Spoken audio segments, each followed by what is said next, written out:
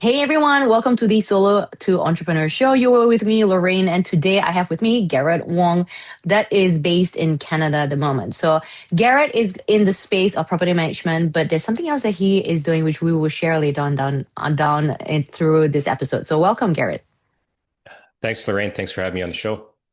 So we're in my channel. If you guys have been following, we've talked about different industries and different areas in business that you could consider or at least transfer your skills over. But we haven't touched base in the property management side of things. So with you in property management, how did you start with the property management business?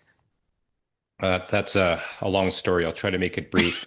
But I think it parlays into my companies now. So basically, I was in the fifth year of my PhD in molecular biology. I was 27 years old, and I quit with 6 months left, much to the chagrin of my Sounds Asian parents. familiar, right? Sounds familiar Yeah, story. yeah. The pivot. Yeah, I know your pivot, my pivot as well, because I bought a rental property. And so I financed that with cash advances of my student credit card. And I turned one into five that first year. Did a house hack on my sixth property and then worked 10 years as a scientist full time while I built my my personal portfolio up to 75 doors. And it was just a natural progression to transition into property management. Okay, so I gotta stop Additionally, you there, right? Because okay, because I want to backtrack to that story because that story sounds very familiar in terms of I had 6 months left in my education. The same with me. Like I was doing my master's in education with the thought yep. process of aiming towards a PhD in education. And to suddenly make that decision, you know what? I'm not doing this anymore. And I'm assuming your parents paid for that, right? Or supposed to be paying for that. Well, when you're in grad school here in Canada, you have to get stipends and bursaries. And I chose to move out at the same time. So they weren't paying for my education. They said you get one degree. And I chose to try to go into engineering, Mm. but I fooled around too much in high school, bad marks. So I thought, okay, I'll go into science. Couldn't do that because I think I had like a 59 in math.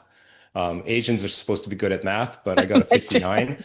And so I actually had to go into the Faculty of Arts, then back into science, and then, believe it or not, because of my music, so I also played a lot of pool, like snooker pool, like billiards in university. So I failed a couple of courses.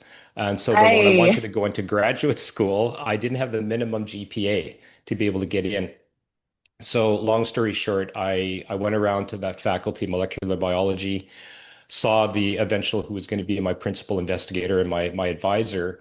And she took me on because we had this half an hour long conversation about how I started piano when I was four and a half and I was in music.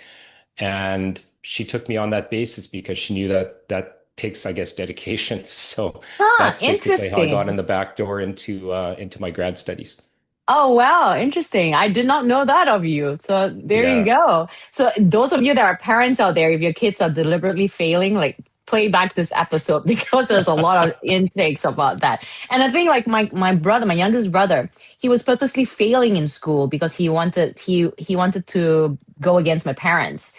And I had to have a talk with him. My parents they didn't know what to do. And I had to have a talk about it with him. I'm like you need those grades, unfortunately, to get you to the next level, to get you to the next level. If your grades are not great, you are going to struggle to get into the best institution in order for your next step ahead for your career. And now he's a dentist. He decided Oh, that he decided that yeah, okay, big sister knows what she's talking about, and then improved his marks to finally get into dentistry. And he's loved it. He loves the physical side of being a dentistry besides the back pain part. But that's another story down the road. yeah, yeah. So with you going down that route of all right, 6 months left in education, and this is not my lane. I'm ready to move on. Like, what was it for you with the whole parents thing? Because I felt that way too with my friends. Like, what are you doing? You're throwing your life away. With you getting to real estate and things like that. How did you know that it was time for you to leave your Well, education? I mean, I think like I had big plans, right? So I didn't really want to go into academia because at that time you'd have to graduate. So I would have been 27, graduate with a PhD, and then you normally have to do a postdoctoral fellowship But at the time in Canada, you don't need just one, you needed two. So that's 6 more years before you can even begin to get a professor job. Assistant professor at the University of Manitoba at the time was $36,000. Per So I'm year, just yeah? like per year, not per month, Okay. per year. And that's Canadian dollars, not US, right? So you can take 40% off of that if you're listening to this in America. So so I had planned to get my PhD and then an MBA and then move into big pharma. But my parents had a Chinese restaurant. And anyways, it's another long story. My dad had trouble with the landlord, Mm. and the landlord was going to kick them out, raise the rent, all that kind of stuff. And my dad basically bought a commercial building 3 blocks down, and I didn't even know how he was able to do that. And what got me hooked on real estate at the time when I was 27, I found out that he basically had these two really lousy C-class duplexes that he essentially traded in for the down payment and saved the family Chinese restaurant. So that's kind of what got me hooked. So my parents understood me wanted to go into real estate, but they had these dreams. I think my dad was more crushed than my mom. My mom was, but I'm like third generation on my mother's side, which is really strange. So my grandmother was born here in Montreal and then went to live with her grandparents in Hong Kong, and then came back as a young woman when she got married and things like that. So I'm third generation on that side. But my dad came here when he was 9 years old, didn't speak a word of English, quit school when he was like 14. So he had hardly any formal education, taught himself English, but eventually made it through to be this entrepreneur that owned 3 businesses. So I always looked at him as an inspiration, but he wanted the traditional, oh, I want to call my son a doctor type of Asian philosophy, right? Saving face. So he had a really, really tough time with me choosing to quit. Yeah, so like I remember back in the day, like the core job was the doctor, Yeah. the engineer. What was the other one? Doctor, engineer, Lawyer, lawyer, accountants. accountant. Yeah, the four major title, as they say, right? And it was the same with me as well, like fourth generation Chinese born Malaysian. And I remember because my parents grew up poor. My mom comes from a family of 12 kids, those of you who don't know, and my dad comes from a family of 15 kids. And Wow. I did. yeah. Wow. 27 So cousins, aunts, and uncles. oh my gosh, like you have, yeah. And mom is the youngest of 12 kids. So I've got cousins that are the same age as my mom. So that's like the range of family that we had. But also I could understand that they understood that if you put in the effort, you would have that growth. I think it's more of that title and back in the day. But with people in this generation, and that's why I do what I do in terms of the business advisory, is you don't have to have that title to be making money because I'm making more money than my siblings, put together. They're probably in debt, depending on their situation, even though they've Sure. got the doctor title. And that's the thing for you as the property management too, is very different where compared to an engineer or accountant or somebody else, is you can make that wealth in different aspects of business. For you, well, we're going to go back to this line, right? In terms of culture, how did you, for yourself in your experience, how was it for you to kind of get out of that box which we are grown in? Because for me, it took me a while to gain that confidence to go, okay, no, like I understand that they were only helping me and advising me according to what they know, and now it's my chance and my opportunity to step outside of that box and grow and create my own environment without being boxed in. So how was it for you to take yourself out of that and to become who you are today? Yeah, it's interesting because I think whenever we are really a product of our environment, right? And one of my favorite podcasts always had this question at the end, are entrepreneurs born or bred? And I'm not quite sure. I ask people that all the time, and it's 50-50. For me, I wanted to be a musician growing up. My mom actually was a music teacher. So that's an entrepreneur. And my dad had these 3 businesses, Chinese restaurant, printing shop, and a newspaper. And yet they pushed me because they didn't want me to have to deal with the stress of being a starving musician or having to be an entrepreneur, always worrying about making payroll, not knowing where they wanted the so-called, my mom had this saying, white collar, blue collar. They wanted me to have the white collar lifestyle and just have the steady paycheck. But for me, at an early age, when they forbade me to go to university for music, I was already kind of rebelling at that, right? So I was already not feeling good. So I went into science because I thought I would be good at it and really struggled. I mean, I'm a really good billiards player because, again, that's all I did. I did that instead of studying, right? So it was much easier for me to follow my dreams. I think for people, I think people inherently think too much about what other people think of them. And I'm Mm. not saying they're not confident, but you have to be confident in yourself and you have to be a little bit selfish. So if you're on this podcast, you're listening to this and you're like, hey, I want to take that leap to be an entrepreneur, but I'm not sure how. What is my spouse going to say? My kids? I have all these people depending on me. But it's like that airplane analogy, right? Put the oxygen mask on you first and then take care of everybody around you. And we only have one life to live. And I think like my dad passed away from lung cancer when I was only 29 years old. So 2 years after I made this decision and he saw me starting to buy rental properties and all these things while he's on his deathbed in the hospital. And he finally said, like maybe a week before he passed away, I'm proud of you, right? And Mm. so that's justification, but that's not why I did what I did. I had many pivots, as entrepreneurs do. I mean, I had this nice scientist job, as I said, with the government of Canada. Okay. You're in the US right now, so it's essentially the same as if I were working for the CDC in Atlanta, right? Centers for Disease So, Control.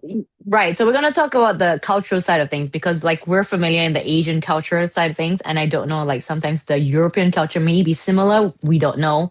I Right. wouldn't know too.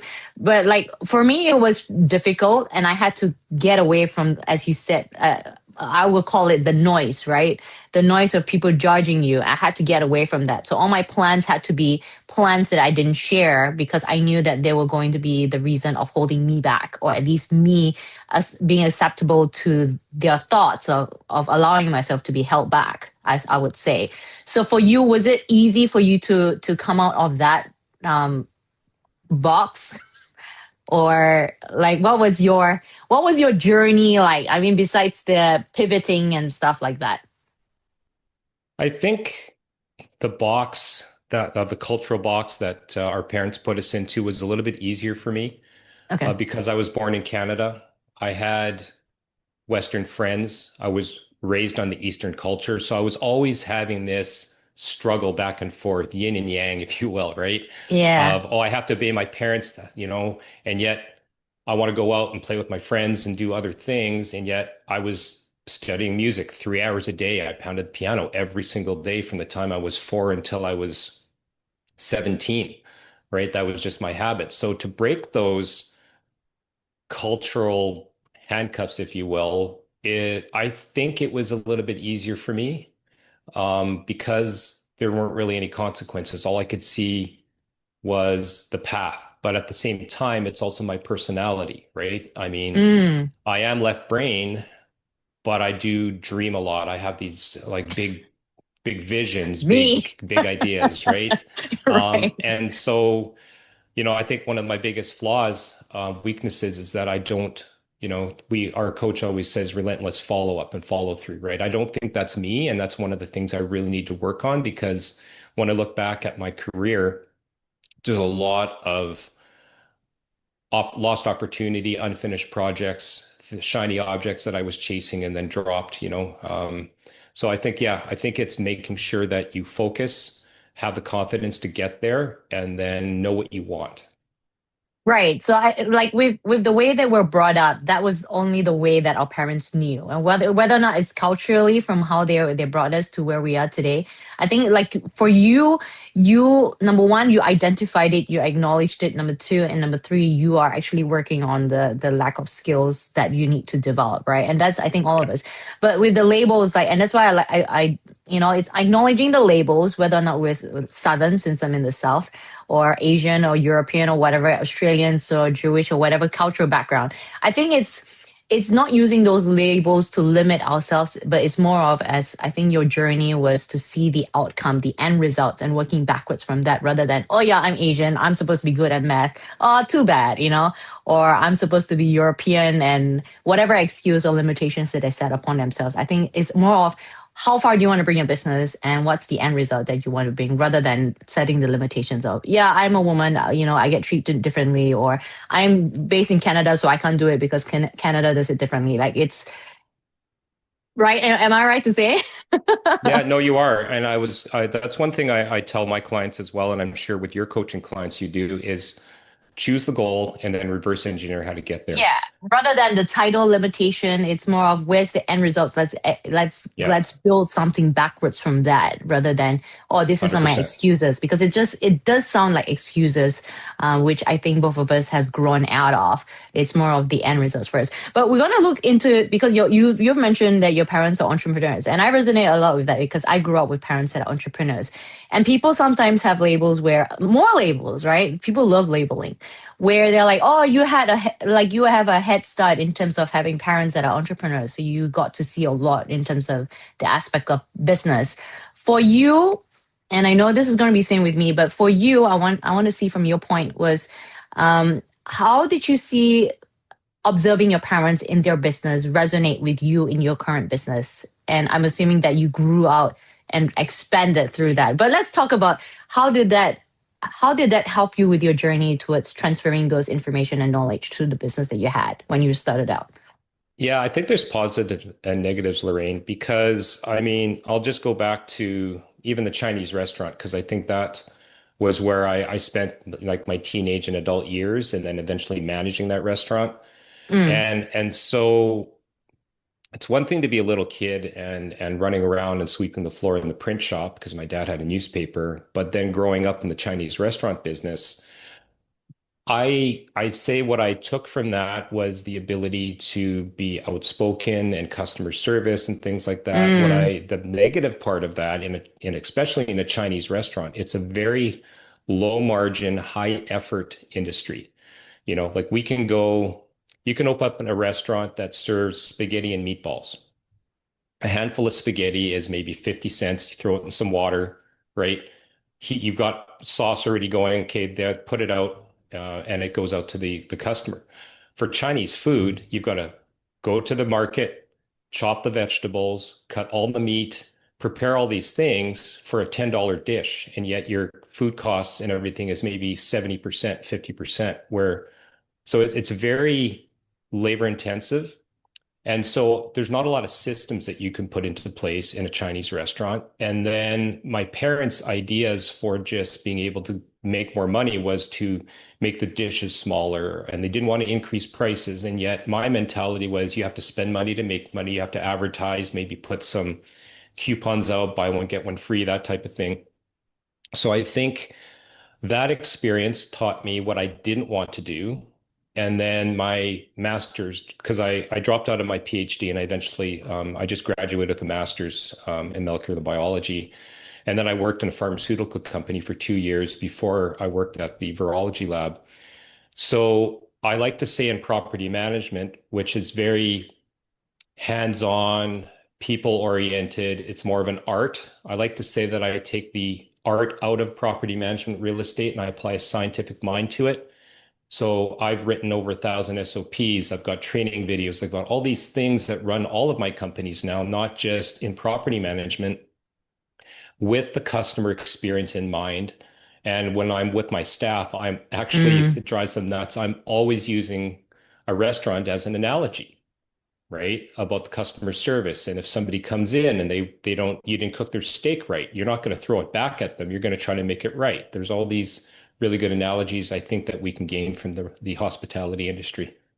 Right. And so with your experience, you used all the skills and all the experience that you've gone with the hospitality industry to the science side in order to bring it to the real estate side. But we're going to be pivoting, because you've pivoted into the whole AI thing.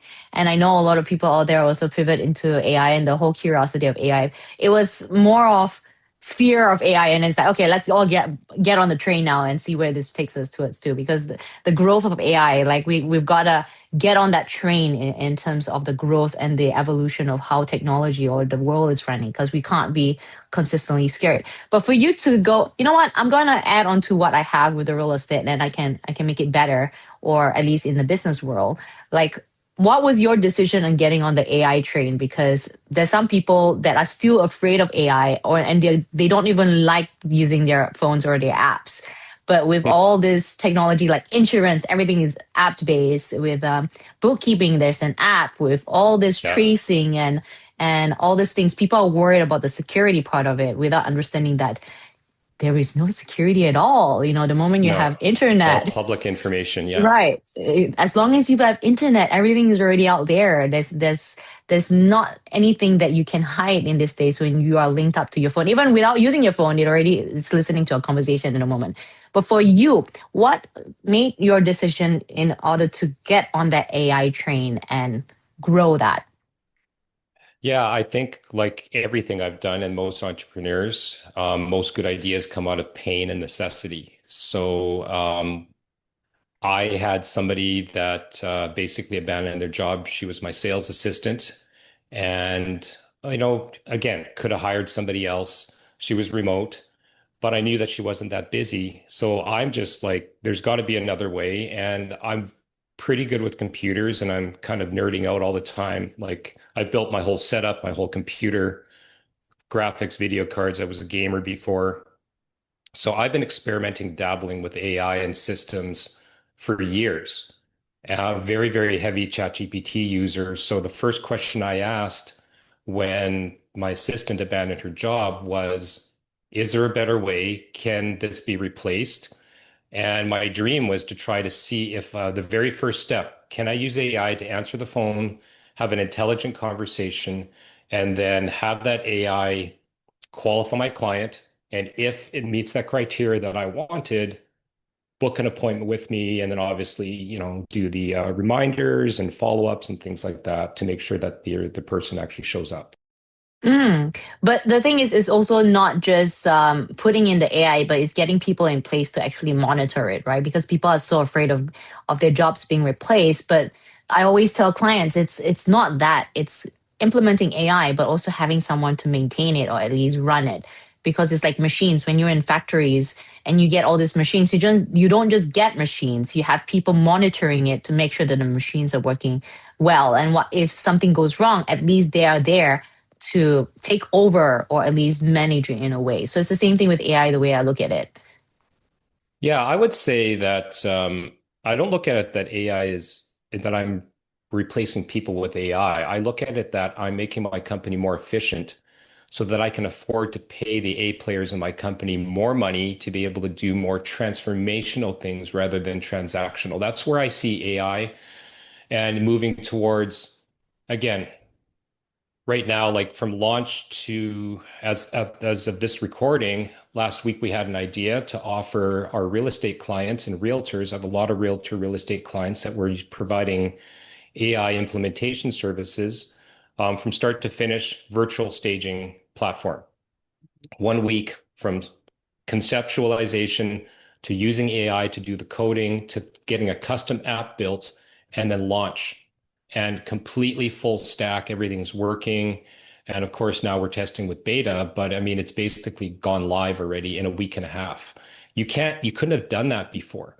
And so now I'm paying my manager, my operations manager, my head tech person a lot of money to be able to do that. But I wouldn't have been able to afford to do that if I was paying for lots of labor on the Mm. transactional things, if that makes sense. Yeah, absolutely. So we get to at least get more revenue back. We're doing more Right. work and limiting that tedious, amount of work when we could actually use machines to help us through that.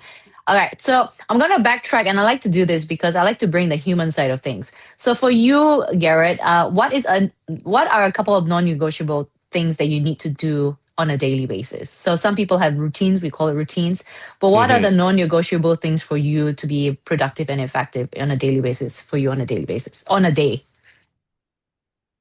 Non-negotiable would be getting up early, exercising, and then doing what I call a strategic walk. Now, a lot of people go for walks, they exercise, they've got the podcasts in and things like that. For me, I get the best ideas coming into my ADHD brain when I'm walking in complete silence. So I need movement. And of course, that's good anyways. But keep in mind, I said I already exercised. Maybe I was on the Peloton for 30 minutes, 45 minutes, listening and mind feeding different podcasts, YouTube videos, trying to level up my game.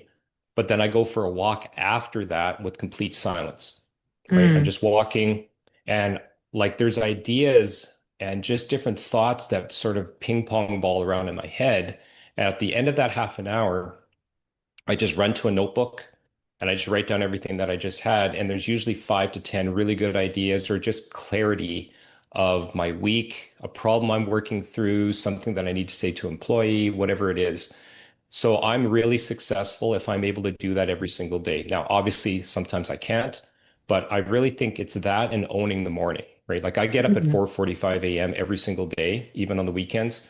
I don't sleep in because I just get so much done and I find my energy later. So that's a non-negotiable. And the other non-negotiable is I have all my staff meetings in the afternoons and I do things like this, the creativity, strategic things in the morning. Nice. That's good. That's good. So guys, look about your non-negotiables per day if you can't have a proper routine. I think that's always good. So thanks for sharing about that. Now, and any last advice for entrepreneurs out there that are thinking of branching out?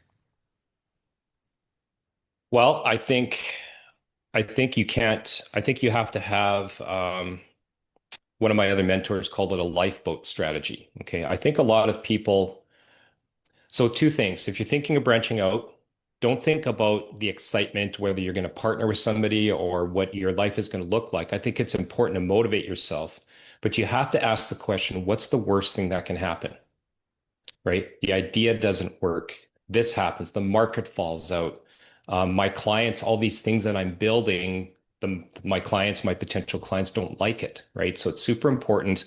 What's the worst thing that can happen? And then the lifeboat strategy is keep your job, make sure that your lights are on, don't starve yourself, and then start doing the other thing until that becomes your lifeboat. And then when the income starts to become to the point you can jump off out of your job, out of your business, out of your pivot, then you want the lifeboat that you're building to be able to float, and then you can move on and then make a true transition. That's good. But with like what I also like to challenge people out there too is not just what's the worst that can happen, because a lot of people can also use that That's true. as Limiting. Yeah. holding that back, right? So another question I always ask people, like my clients to say, is ask themselves is what's the best thing that can happen for you to want to do this, right? Because you Yeah. never know the best case scenario, the worst case scenario, and then the most likely. I think a lot of entrepreneurs out there are afraid of the failure thing, but I think like with all of us, including you, with the failures and the rejections, I think those are Yeah. lessons that we have learned, and it's more of using those lessons to pivot towards the next step for you. So the lifeboat thing is a good analogy, but it's also not allowing that to also hold you back from actually trying it out to reach True. towards Yeah. past that in order for the best case scenario too. Yeah, no, you have to be able, you're right, 100%. I don't want what I just said to have to as an excuse to hold people back or fear. I think you have to believe in your dreams and you have to believe you're going to get there. But more importantly, you have to believe there's going to be bumps and failures along the way. That's a Right. I guarantee. think it's more of like it's the expectation of the worst case scenario so that you're prepared for that rather than Correct. holding you back. Yes. Yeah. Yeah. Amazing. Cool. Well, thanks, Garrett, for being on board today. If you guys are interested to know how Garrett has used his AI into his real estate business or property management, I think you have classes too that you hold up, isn't it? Yeah, I run regular webinars in the green room after. I'll give you some links that you can put into the show notes. Absolutely. So, guys, I will put on the links and the descriptions, the information on the descriptions below. So, get a hold on Garret, follow him on social media, follow through his journey in the real estate business and his AI growth there. And you never know, you can bring your business up to the next level, especially you guys that are in the real estate world. So, other than that, Garret, thank you for coming on today and spending some time with us and sharing your knowledge and your expertise and your journey. And guys, if you like this episode, please do like, subscribe, and share it with those people out there that knows that that could benefit from this. All right. Thanks for having me on the show, Lorraine.